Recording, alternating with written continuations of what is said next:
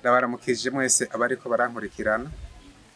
Nitwa Sinzoyiheba Evariste, abandi umukuru w'ikigwati co muri komine Mpanda, intara ya Bubanza, ku mutumba wa Gifugwe muri zone ya Musenyi, muri village twataziriye Kiriri VIP iri hambavu y'abamugariye ku rugamba haruguru ya stade ya Mpanda.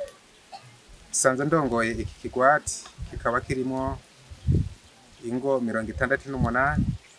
Tukaba dushimira leta y'u Burundi yiyumviriye ku miryango y'abatwa ikaturonsa uburaro bwiza n'abagira neza bafadikanije mu kuturonsa abafundi bubatse n'ibindi bikoresho bigize inyubako.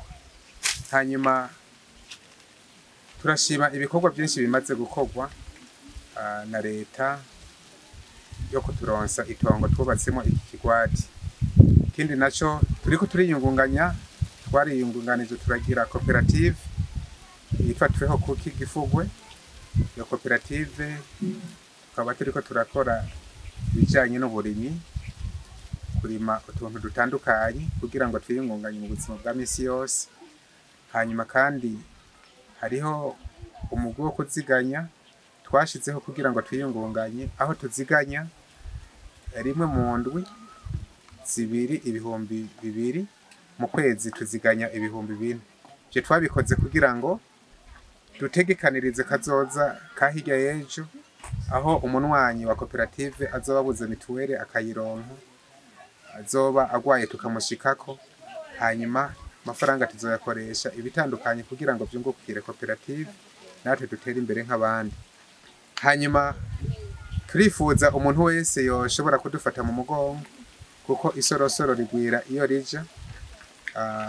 Mugira neza wese yo kwifuza ko dufata mu mugongo, agafata mu mugongo koperative yacu n'imiryango yacu y'abasangwa butaka ko yobikora. Hama tukaba dukorera mu kigwati co muri segiteri ya Gifugwe, hanyuma ni muri komine Mpanda, zone ni Musenyi, intara ni ya Bubanza, mu gatsimbiri ka Bugarama. Ikigwati kiri haruguru ya stade ya Mpanda. Igeze kuri stade ya Mpanda curaba haruguru gatoya ubona ikigwati kihari.